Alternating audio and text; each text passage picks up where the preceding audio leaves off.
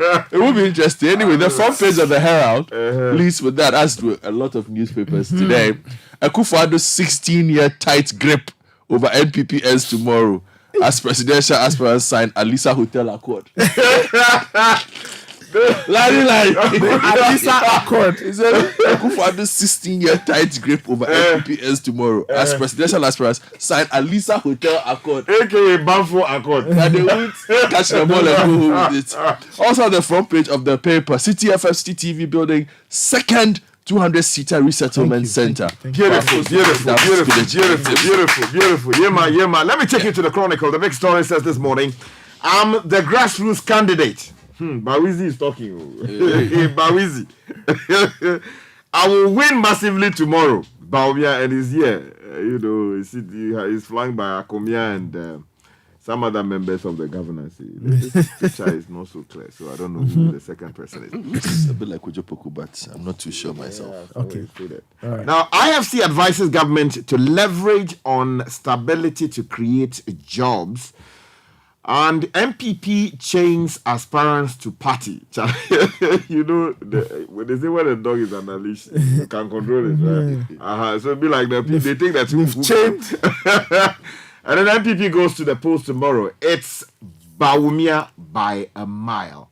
This is Ebo Kwanzaa being vintage here. Front page of the Daily Guide. I'm a grassroots candidate. I'll tell you who's saying this. NPP picks flag bearer tomorrow on the front page. Alan grabs 150,000 volunteers. Yesterday, he also did some work. A lot of yellow butterflies in the system. But how come I've not seen him in lower Volta areas? I mean, you want to be president. I mean, we should see some of these community engagements. People have been flooded. Yeah. And knowing him, I know he's a noble man in his own right to a huge extent. He should be there in the affected area and be supporting the people. Subtle pressure now. Not, you want to be president and the butterfly is not flying to that part. It's not a good thing. So, yes, please advise yourself. I know you know what to do.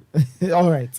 Let's get into the Ghanaian Times. Let me take you to the Ghanaian Times. The big story says, who wins showdown tomorrow as MPP elects flag bearer for 2024 general elections.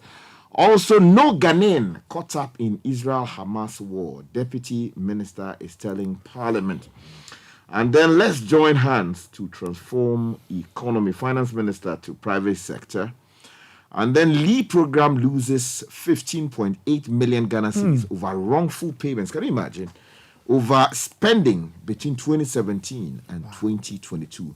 This is according to a report of the Auditor General. Okay. Front page of the Republic Press, it's Baumia's time. Delegates affirm. That's the big story there. NPP aspirants bonded. The Ghanaian Observer says this morning, MPP flag bearership. I'm confident of victory tomorrow. Vice President Bawumia is here together with a wife, Mrs. Samira Bawumia. Also on the front page, MPP flag bearer aspirants sign undertaking to accept outcome of Saturday's primary. NMC chases TV and radio money doublers and ritualists. And then also US-based public policy analyst writes to MPP delegates. Then there's something here. Deputy Trade Minister, UN Director, confer in Geneva. Front page of the Enquesta newspaper, time as soon as they are headlined. Smiling Canada, Japan, about Mia Adainimo. Also free Akoto. Dr. Puni wants Justice Tando out. They have not finished. Okay, the Wenyamu guy is retired. So this one to go. They chased them. Okay. The final says this morning, aspirants sign deal to accept results of tomorrow's election, as in team calls for prioritizing parties' interest. Also on the front page, the story about Bawumia confident. And then we have ECG seeks public support to apprehend persons stealing switchgear metal covers. And then service personnel to fill human resource gaps in sports sector. So this is good news, I believe. Front page of the Daily Ghanaian Guide, overcrowding in Ghana's prisons problematic. This is Dorin, and there's also a big focus on the NPP election tomorrow. Alan Kennedy Japan make the front page of the paper. And the Daily Analyst says this morning, NPP's presidential race, Bawumia ahead, but Ken ready for showdown. And the 4 of them are arranged according to the way they will appear on the ballot paper, but in a vertical or horizontal, Horizontal. That's horizontal. order. Right. Also, GJA wants an end to impunity against journalists. Albert Dumfo's photograph is here. He's the president of the GFA. And then also, Health Minister directs Kolebu to reopen dialysis units. We're told that directive has not been heeded, and the minority is outraged. And then any attempt to induce delegates on November 4 will not be tolerated. But we have heard open declarations of inducement, and the MPP hasn't done anything about it. Yet they are here on the front page of the Daily Analyst saying that it will not tolerate. And finally, from me on the front page of the Daily Guide, or the Daily Graphics, or as the Finance Minister Ken Ofori-Atta, 3 actions to stabilize the economy. This is coming from the Ghana Mutual Prosperity Dialogues. And some good news here. Nkrumah Park revenue shoots up from 3,000 Ghana cedis to 1 million Ghana cedis monthly. Wow. Yes, that is what. So when you invest, you invest, you That's make what money. to give you. Nathan, over to you. Anyway, before we get into what I have for you, just a quick update. So, Sky, it turns out Mr. Alan Chomati has actually gone to the lower vault. Oh, really? And Yes. we have not heard it. So, if you go to, for example, the I Dow see. Network, and he's on his LinkedIn as well. I He was see. at Mepe, Hey. and he met the DCE, the Osborne Fenu. I see. Then my unqualified apologies to him because I've not heard that news. Yeah, so he I've was not heard there. that news. So, but it looks since like he they was kept it there, on the yes, quiet. you have done the noble thing. Okay. And The butterfly I will- flew. Yes, and I will celebrate you this morning. Yeah, we are papa. Why are they? Gamin shout. Alan papa. Okay, all right. If you go to citynewsroom.com, of course, the MPP's primary is here. Over 200,000 delegates to elect flag bearer tomorrow. Rally behind new flag bearer after November 4 election. Stephen team to MPP members. Samia Wuku says Baumia is MPP's best chance to break the 8. In other stories, prolonged closure of Kolebu's renal unit and indictment on Ajima Menu. That's according to Kwabena Minta Akando. And Legon City's football club is saying our players are safe after robbery attacks at Tuase. So that's those are some of the stories there. Yes. They got attacked on their way back. They went to play a game and they got attacked. If you go to the business page of citynewsroom.com, KT Hammond hints of new strategy to simplify operationalization of businesses and other stories. He's a star man now. Yeah, he's a You know, star man, He's star a man. performing minister. He's all over delivering. All right, and Kia signs MOU with Rana Motors to train local technicians to operate on electric vehicles. So those are some stories there. If you go to citysportsonline.com, Galka boss Kujo Fianu says he's telling the GFA to expedite talks with police for club security. That's following the Legon City's attack. He wants more police escorts for clubs as they travel. And Asante Kotoko lost 1-0 to Insuatreman there, and they see some of the decisions were not too pleasant, at least from a Kotoko perspective.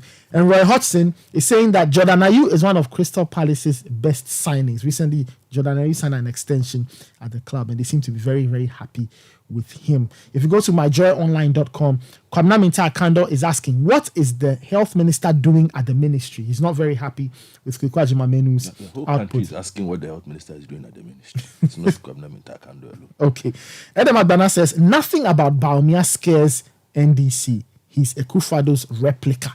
So that's what Edem Agbana is saying. Agbana International. Yeah, Agbana Mago Feto Government to create 2,000 jobs in a year from vehicle assembling. And on the international side of things, Anthony Blinken arrives in Israel as IDF says it has encircled Gaza City. And it looks like this. What is he doing there? It's there to check one. We'll give you details. We'll give you details. And Crypto King Bankman Fried guilty of FTX fraud. That's on the business side of things. All right, guys, let's get into the I'll papers. start with the Herald. Okay, you want to go with the Herald? Yes, Larry's story looks interesting. Larry Dugbe. Yes. NPP strongman Akufo-Addo is leaving after 16 years of his tight grip on the Dankwa-Buzia Dombo party, which has seen him suffering painful defeats and also recording sweet victories. With the stakes quite high and political acrimony at a crescendo, many are afraid that the governing New Patriotic Party will break up and fade into opposition. But to address that fear, all 4 aspirants contesting tomorrow's presidential primary have signed an undertaking at Accra's plush Alisa Hotel not to resign from the party if any of them loses the contest to elect the NPP's flag bearer for the December 2024 general elections. The decision to sign what is likely to be christened the Alisa Hotel Accord was reached at a meeting between the National Council of Elders and the aspirants, namely Vice President Dr. Mahmoud Bawumia, Kennedy Chapon, Dr. Uswe Friakutu, and former Mampong MP Francis Adai Nimo. Chairman of the Council of Elders of the MPP, Hakmanoso Ajiman, at the commencement of the meeting, bemoaned the state of the party, indicating that it had been plunged into disunity by the selfish interest of some individuals. I mean, this is arguably the most acrimonious MPP primary I've ever Really? covered. Yes. 2007 wasn't this a acrimonious? huge mile. No, it was not. There were accusations of some people being favored by the system. But in terms of personal attacks in a truly vicious way, this is the first time, it would seem. And it is completely unacceptable.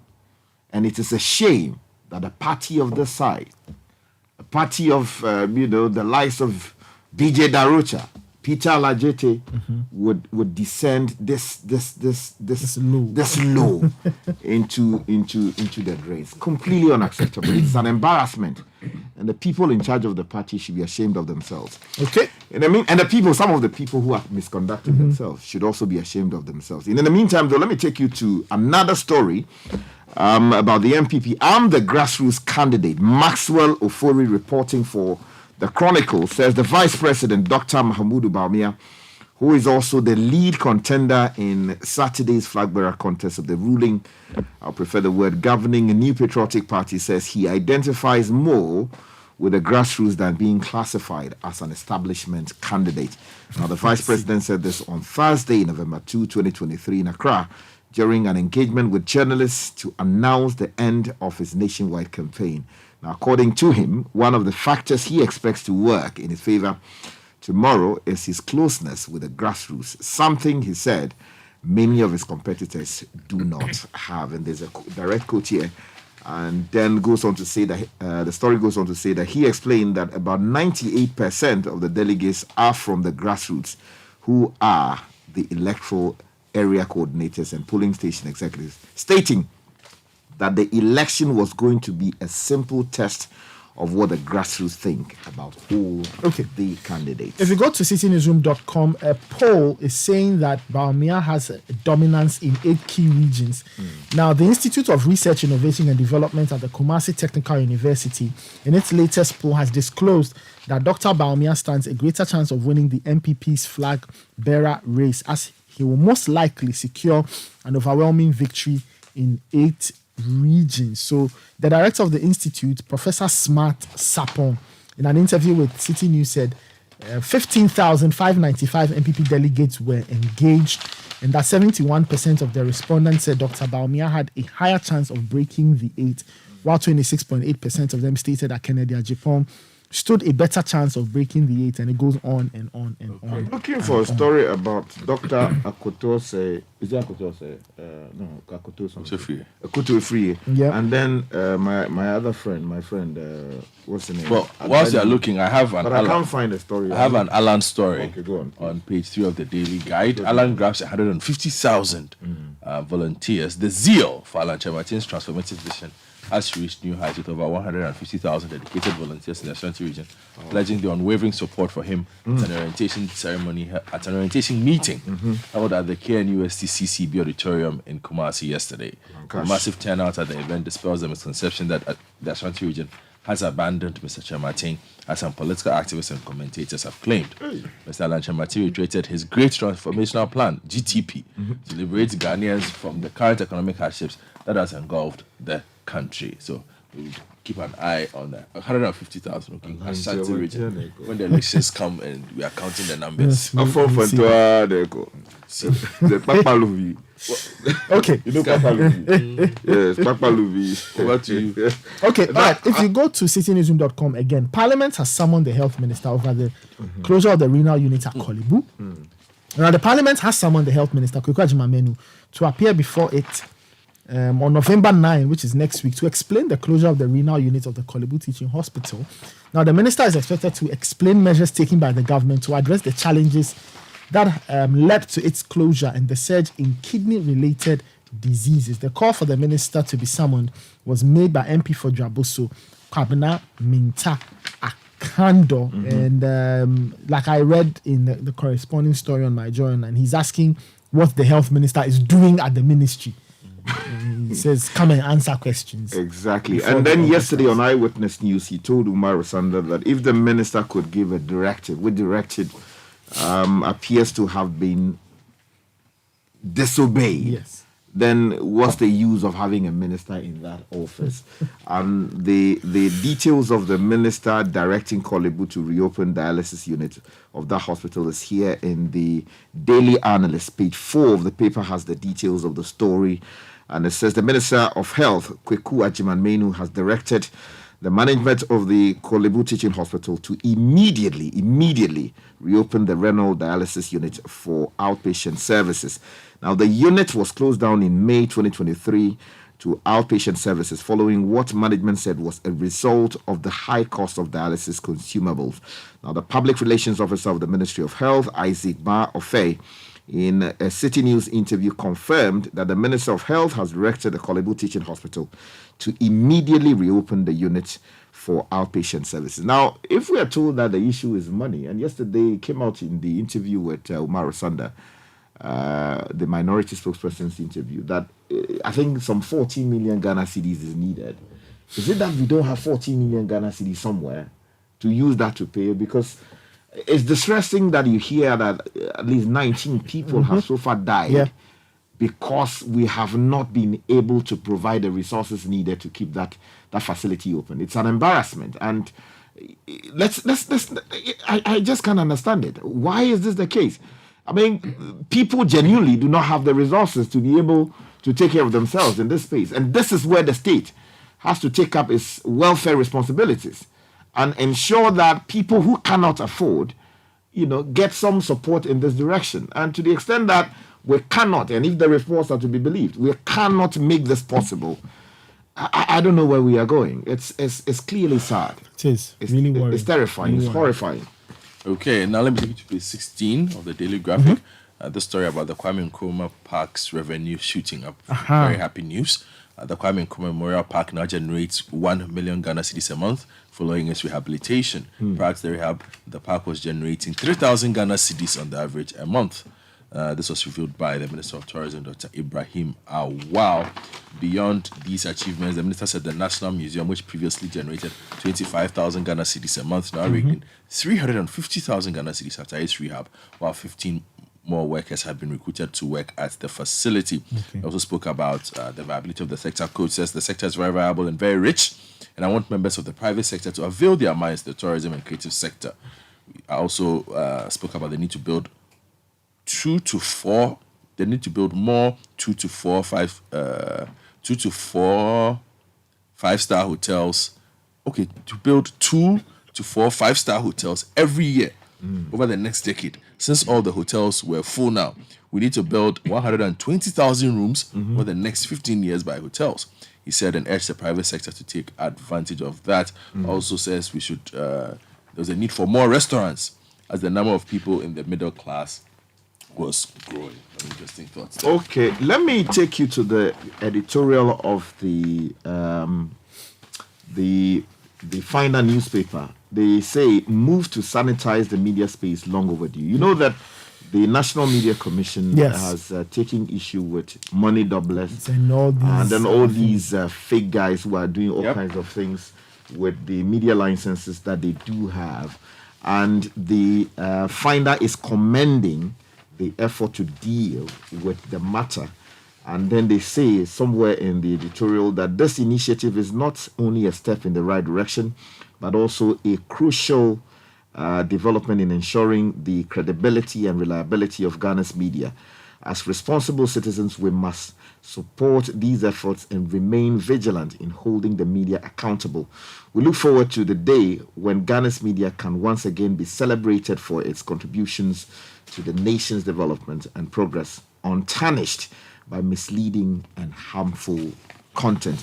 Right. In the meantime, though, let me just quickly draw your attention to the story on Opuni's Council denied request for trial judge to discontinue case. That story is on page 11.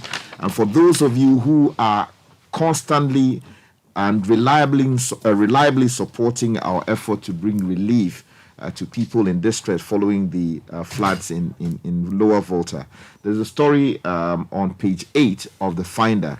Citi FM, Citi TV car sold for second resettlement center for dam spillage victims. And you can see Umaru Sanda there, Bernard Kokuavle, and then the DC for the Adan East Municipal Assembly there, cutting the sword. And please do what we call cut out. Yeah, cut the place out and then put it in a frame and then put it in your office if you know you have contributed to this cause. And if you believe that you will contribute to today and tomorrow, please cut it equally and then put it in your office. When I come, I'll inspect it. Thank you so much, people. Thank you so much, Richard and Godfrey. That was the newspaper review. Coming up next is the Citi Business News.